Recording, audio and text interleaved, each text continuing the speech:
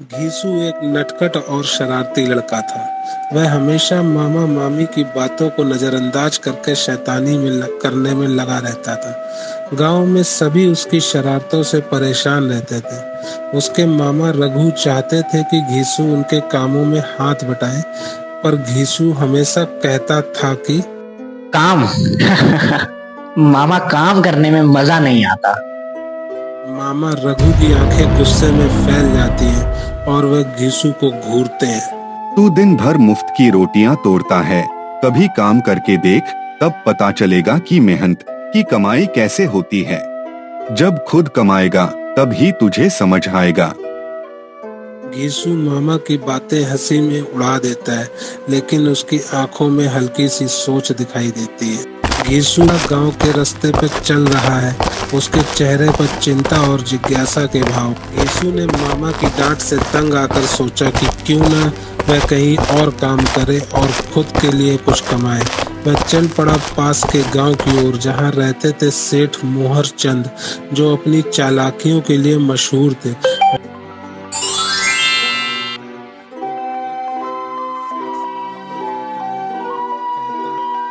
सेठ जी, मुझे काम चाहिए। मुझे कोई भी काम दे दीजिए।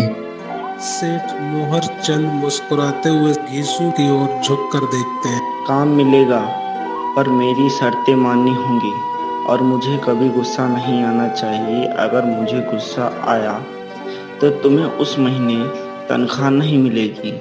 मंजूर है? हाँ, तुम तनख्वाह की चिंता मत करो। मैं हर महीने 5 सोने के मोहरे तुम्हें दूंगा, पर याद रखना, अगर मुझे गुस्सा आया तो तुम्हें कुछ भी नहीं मिलेगा।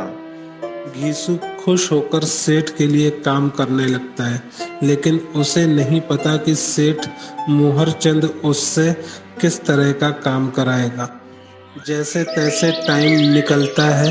घीसू दिन रात कड़ी मेहनत करके काम करता है ताकि सेठ जी को गुस्सा नहीं आए, और घीसू खेत में पानी लगा रहा है। सेठ मोहर चंद के खेत बहुत बड़े थे और घीसू को उन खेतों में अकेले ही पानी लगाना था। वह थक चुका था, लेकिन उसे महीने के अंत में मोहरे पाने की। बस थोड़ा और, फिर महीने के अंत में सोने की मोहरें मिलेंगी। वह थका मांदा घर लौटता है। सेठ दरवाजे पर खड़ा है और घीसू को देखकर बोलता क्यों रे सारे, खेत में पानी क्यों नहीं लगाया? सेठ जी, सूरज ढल चुका था, कल सुबह पूरा कर दूंगा। सूरज ढल गया तो क्या हुआ? चांद की रोशनी कम थी? तुरंत वापस जाओ और खेतों में पानी लगाओ। घीसू डर के मारे बिना कुछ खाए ही वापस खेत की ओर चल देता है। उसके चेहरे पर थकान और भूख साफ झलक रही है, और इसी तरह घीसू पूरे महीने दिन रात सेठ को खुश करने के चक्कर में मेहनत करता है।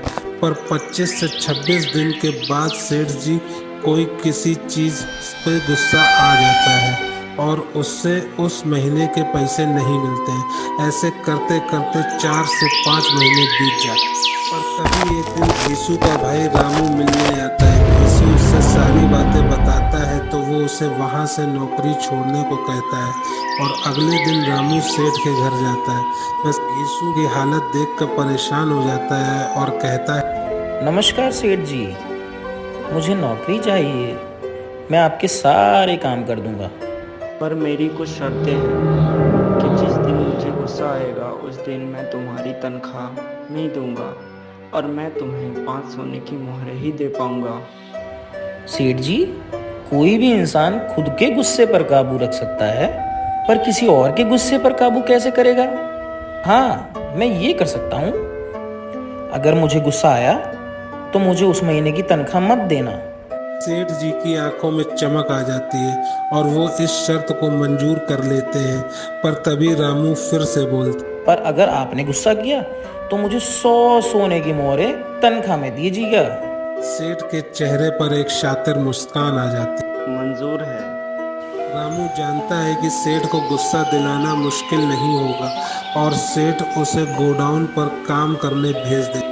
रामू गोदाम में बड़े आराम से बैठा है। सेठ ये देखकर आग बबूला हो जाता है और कहता, काम क्यों नहीं कर रहे हो? सेठ जी, आराम कर रहा हूँ। काम तो आराम के बाद ही होगा। रामू धीरे धीरे सेठ को उकसाने की कोशिश करता है और आखिरकार सेठ क्रोधित होकर चिल्ला पड़ता है। तू तो बड़ा ही चालाक है, लेकिन मैं तुझे नौकरी से निकालता हूँ। सेठ जी, याद है ना, आपने कहा था अगर मुझे नौकरी से निकाला तो मुझे 100 सोने की मोहरें देनी होंगी। सेठ का चेहरा फीका पड़ जाता है। वह बेबस होकर रामू को 100 सोने की मोहरें देता है। रामू और घीसू दोनों खुशी खुशी सेठ के घर से निकल। सेठ मोहर चंद की चालाकी का अंत हो चुका था और रामू ने उसे सिखा दिया कि मेहनत की सच्ची कमाई ही असली दौलत है। सेठ पछताता है और रामू और संता गांव में वापस आकर अपने मामा मामी के साथ खुशी से रहने लगते।